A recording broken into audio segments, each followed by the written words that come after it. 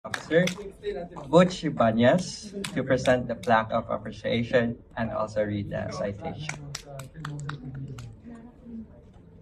And also our director, Sir Milo, and of course, Sir Codwal. Hello, magandang araw po sa inyong lahat.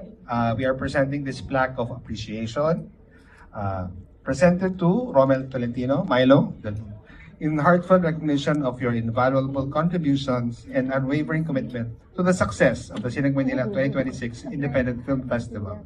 Your support ensures the continued growth and elevation of Filipino independent cinema. Given this day of March 2026 at Gateway Cineplex, Araneta City, Quezon City. Signed, Wilson Tieng, President, and Brillante Ma Mendoza, Festival Director.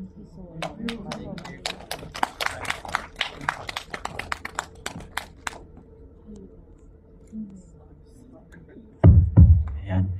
Thank you, Sir Butch. Without further ado, let's start first